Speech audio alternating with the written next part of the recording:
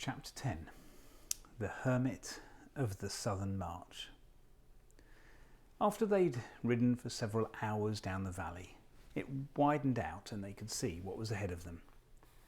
The river which they had been following here joined a broader river, wider and turbulent, which flowed from their left to their right towards the east.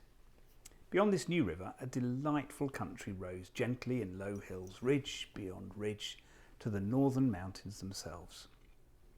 To the right there were rocky pinnacles, one or two of them with snow clinging to the ledges.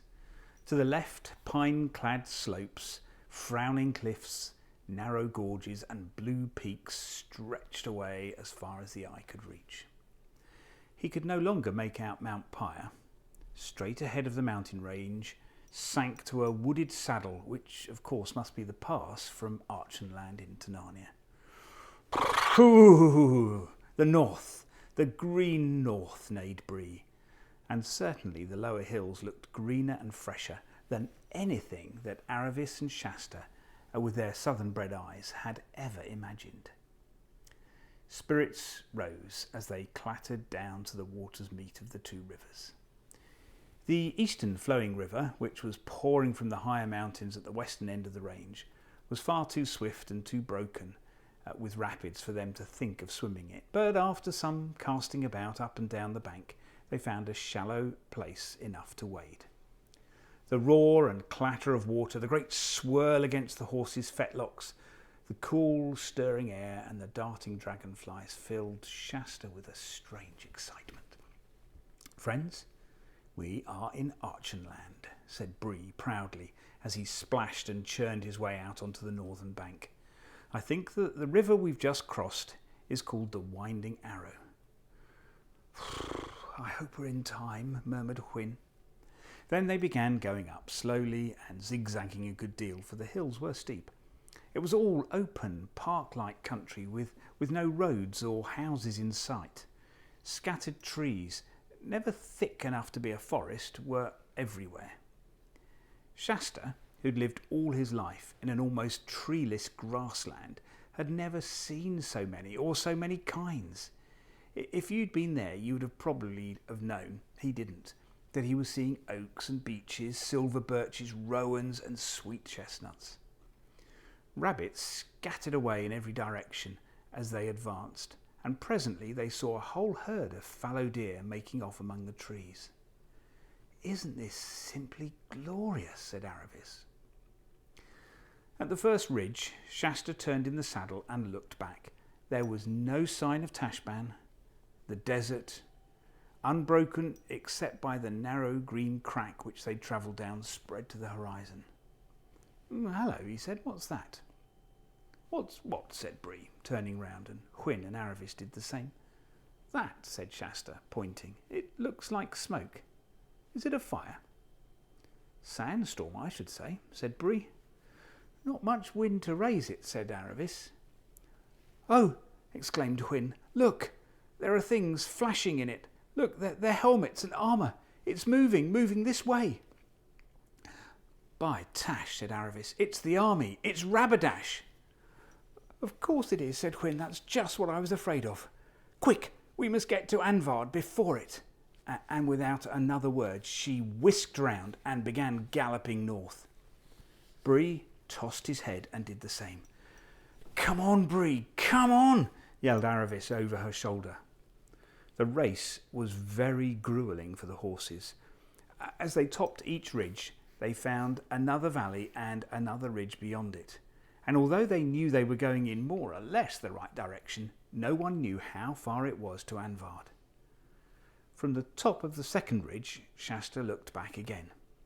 Instead of a dust cloud well out in the desert, he now saw a black moving mass rather like ants on the far bank of the Winding Arrow. They were doubtless looking for a ford. "They're on the river!" he yelled quietly. "Quick, quick!" shouted Aravis. "We might as well have not come if we don't reach Anvard in time. Gallop, Bree, gallop! Remember you're a war horse!" It was all Shasta could do to prevent him from shouting out similar instructions, but he thought the poor chap's doing all he can already, and he held his tongue. And certainly both horses were doing, if not all they could, all they thought they could, which is not quite the same thing. Bree had caught up with Whin and thundered side by side over the turf. It didn't look as if Whin could possibly keep it up much longer. At that moment, everyone's feelings were completely altered by a sound from behind. It was not the sound they'd been expecting to hear, the noise of hooves and jingling armour, mixed perhaps with Calamine battle cries. Yet Shasta knew at once it was the same snarling roar he'd heard that moonlight night when he'd first met Aravis and Whin. Bree knew it too. His eyes gleamed red and his ears lay flat back along his skull, and Bree now discovered that he'd really not been going as fast, not quite as fast as he could, and Shasta felt the change at once. Now they really were going all out, and in a few seconds they were well ahead of Whin. Well, it's not fair, thought Shasta. I did think we'd be safe from lions here. He looked over his shoulder. Everything was only too clear. A huge, tawny body, its body low to the ground, like a cat streaking across the lawn to a tree when a strange dog has got it in the garden, was behind him, and it was nearer every second, every half second. He looked forward again and saw something which he didn't take in or even think about. Their way was barred by a smooth green wall about 10 feet high. In the middle of that wall there was a gate open, and in the middle of that gateway stood a tall man, dressed down to his bare feet in a robe coloured like autumn leaves. Down to his bare feet, and his beard almost fell down to his knees. Shasta saw all this in a glance and looked back again. The lion had almost got Whin now. It was making snaps at her hind legs, and there was no hope now in her foaming, flecked, wide-eyed face. "Stop!" bellowed Shasta in Bree's ear. "Must go back! Must help!" Bree always said afterwards that he never heard or never understood this, and as he was in general a very truthful horse, we must accept his word. Shasta slipped his feet out of the stirrups, slid both his legs over the side, hesitated for one hideous hundredth of a second, and jumped. It hurt horribly and nearly winded him, but before he knew how it hurt him, he was staggering back to help Aravis. He'd never done anything in his life like this in his life before, and hardly knew why he was doing it now. One of the most terrible noises in the world, a horse's scream, broke from Whin's lips.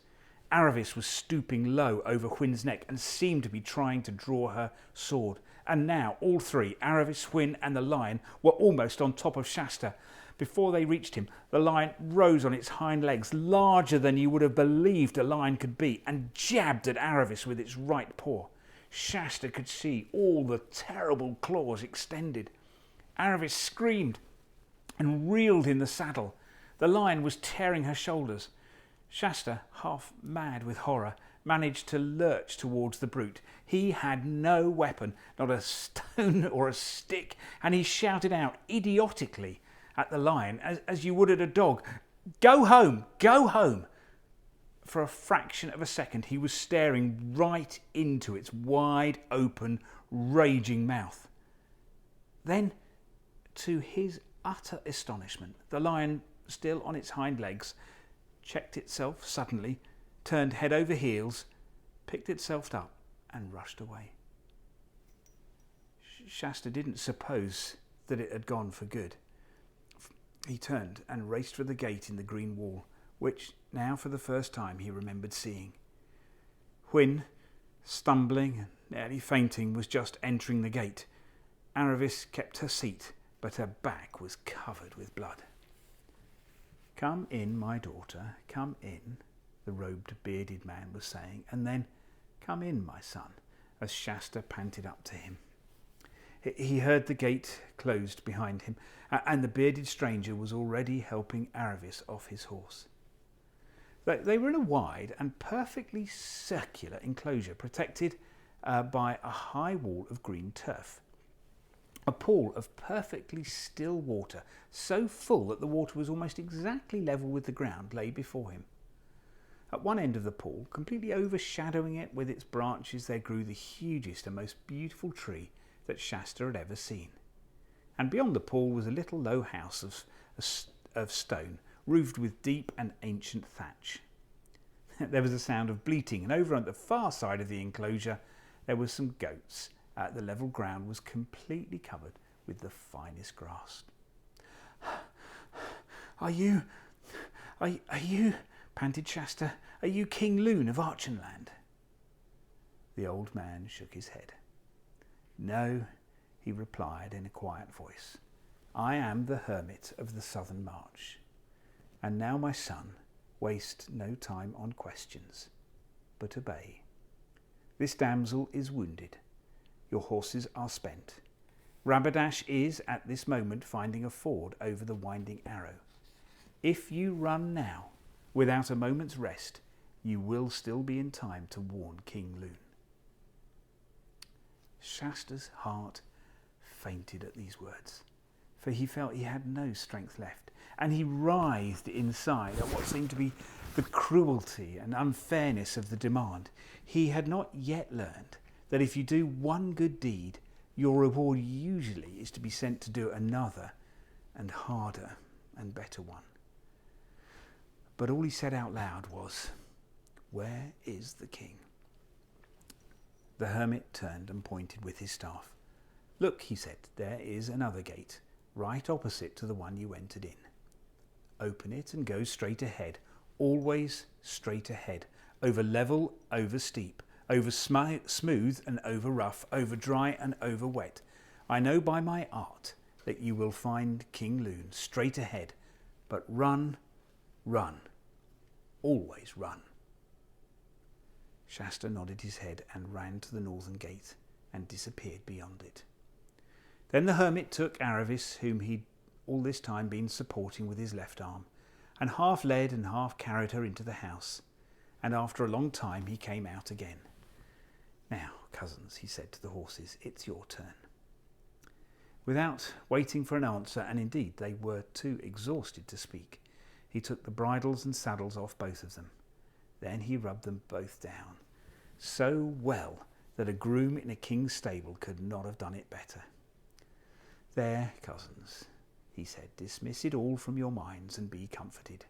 Here is water, and there is grass, and you shall have a hot mash when I have milked my other cousins, the goats." "Sir," said Hwin, finding her voice at last, "will the Tarkina live? Has the lion killed her?" I who know many present things by my art," replied the hermit with a smile, "have yet little knowledge of things future. Therefore I do not know whether any man, woman or beast in the whole world will be alive when the sun sets tonight. But be of good hope. The damsel is likely to live as long as any of her age." When Aravis came to herself, she found that she was lying on her face in a low bed of extraordinary softness, in a cool bare room with walls of undressed stone. She couldn't understand why she'd been laid on her face, but when she tried to turn and felt the hot, burning pains all over her back, she remembered and realised why. She couldn't understand what the delightful springy stuff the bed was made of, because it was made of heather, which is the best bedding, and heather was a thing she'd never seen or heard of. The door opened and the hermit entered, carrying a large wooden bowl in her hand. After carefully setting this down, he came to the bedside and asked, "How do you find yourself, my daughter?" "My back is very sore, father," said Aravis, "but there's nothing else wrong with me." He knelt beside her, laid his hand on her forehead and felt her pulse. "Oh, there is no fever," he said. "You will do well. Indeed, there is no reason why you shouldn't get up tomorrow. But now drink this." He fetched the wooden bowl and held it to her lips. Aravis couldn't help making a face when she tasted it, for goat's milk is rather a shock when you're not used to it. But she was very thirsty and managed to drink it all, and felt better when she'd finished. "Now, my daughter, you may sleep when you wish," said the hermit, "for your wounds are washed and dressed, and though they smart, they are no more serious than if they'd been cuts of a whip. It must have been a very strange lion, for instead of catching you out of the saddle and getting his teeth into you, he has only drawn his claws across your back. 10 scratches, sore, but not deep or dangerous. I say, I have had luck, said Aravis. Daughter, said the hermit, I have now lived 109 winters in this world, and have never yet met such a thing as luck. There is something about all this that I do not understand, but if ever we need to know it, you may be sure that we shall. And what about Rabadash and his 200 horse? Asked Aravis. They will not pass this way, I think, said the hermit. They must have found a ford by now well to the east of us. From there they will try to ride straight to Anvard. Oh, poor Shasta, said Aravis. Has he far to go? Will he get there first? There is good hope of it, said the old man. Aravis lay down again, on her side this time, and said, Have I been asleep for a long time? It seems to be getting dark. The hermit was looking out of the only window which faced north. This is not the darkness of night, he said presently. The clouds are falling down from Stormness Head. Our foul weather always comes from there in these parts. There will be a thick fog tonight. The next day, except for her sore back, Aravis felt so well that after breakfast, which was porridge and cream, the hermit said she could get up. And of course, she at once went out to speak to the horses. The weather had changed, and the whole of that green enclosure was filled like a great green cup with sunlight. It was a very peaceful place, lonely and quiet. Hwin at once trotted across to Aravis and gave her a horse kiss. But where's Bree? Said Aravis, when each had asked about each other's health and sleep. Over there, said Hwin, pointing with her nose to the far side of the circle. And I wish you'd come and talk to him. There's something wrong. I can't get a word out of him. They strolled across and found Bree lying with his face towards the wall, though he must have heard them coming. He never turned his head or spoke a word. Good morning, Bree, said Aravis. How are you this morning? Bree muttered something that no one could hear. The hermit says that Shasta probably got to King Lune in time, continued Aravis. So it looks as if all our troubles are over. Narnia at last, Bree. I shall never see Narnia, said Bree in a low voice. Aren't you well, Breardie, dear Bree? Said Aravis. And Bree turned round at last, his face mournful as only a horse's can be. I shall go back to Calamine, he said. What? Said Aravis. Back to slavery? Yes, said Bree. Slavery is all I'm fit for. How can I ever show my face among the free horses of Narnia? I who left a mare and a girl and a boy to be eaten by lions, why I galloped off to save my own wretched skin. We all ran as hard as we could, said Hwin. Shasta didn't, snorted Bree. At least he ran in the right direction. He ran back, and that is what shames me most of all. I, who call myself a war horse, and boasted of 100 fights, to be beaten by a little human boy, a child, a mere foal, who never held a sword or had any good nurture or example in his life. I know, said Aravis. I felt just the shame. Shasta was marvellous.